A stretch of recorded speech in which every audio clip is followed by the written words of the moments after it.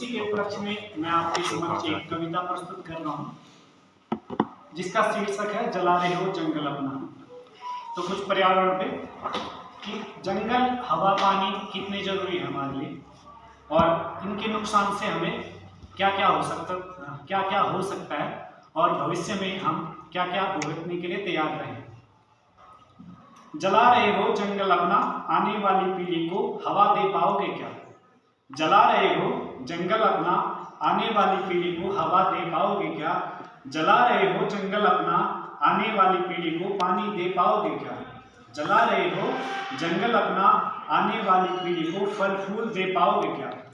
जला रहे हो जंगल अपना, आने वाली पीढ़ी को कस्तूरी कोयल दिखा पाओगे क्या? जिस प्रकार आजकल जंगलों में आग लग रही है तो उससे सभी प्रभावित हो गए, चाहे वो पशु पक्षी जानवर हो, कस्तूरी मृग जो हमारा राज्य का पशु है, तो ये सब प्रभावित हो गए। अनेक पशु भी इसमें शामिल हैं। तो इसी पर लिखा है कि जला रहे हो जंगल अपना, आने वाली पीढ़ी को कस्तूरी कोयल दिखा पाओगे क्या? जला रहे हो जंगल अपना, आने वाली पीढ़ी को काफल दे पाओगे क्या? जो आजकल यहाँ का स्थानीय फल है, आपने देखा होगा जंगल में आग लग रही है तो उसी से क्या है, काफल के फल और जो पेड़ हैं वो भी जल रहे हैं।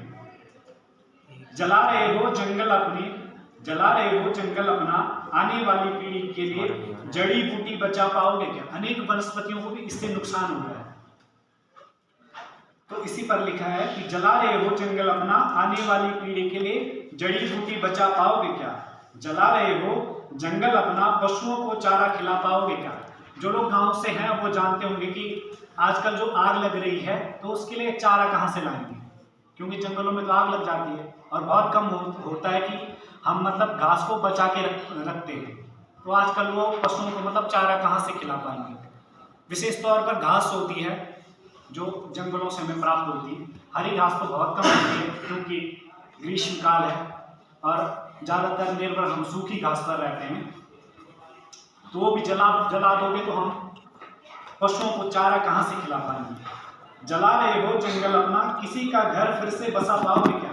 आपने देखा होगा अभी सामने आग लगी थी तो किसी का घर भी था तो वो भी शायद उसकी लपेट में आ सकता था, उसी के पास में लगी थी आग।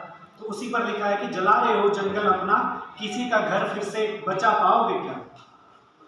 और आग तो लग चुकी है, इसके परिणाम क्या है इसी पर प्रकाश डालते हैं कि जला दिए अब जंगल तुमने, देखो अब सब कुछ खाक हुआ, क्योंकि जल गया तो खाक होना ही संभव होता है। जला दिया अब जंगल तुमने, देखो सब कुछ खाक हुआ है अब सब कुछ, इसलिए बड़ा है ताप आज।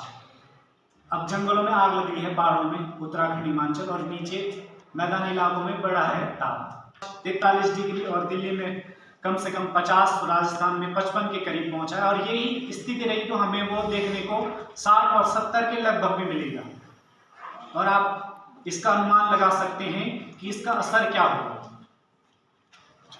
खाक हुआ है अब सब कुछ, इसीलिए ताप है बड़ा आजकल, बढ़ रहा है ताप आजकल, आने वाले समय में इसको सह पाओगे क्या? आने वाले समय में जैसे जैसे ताप बढ़ रहा है तो आप कल्पना कीजिए क्या हम इसको सहन कर पाएंगे।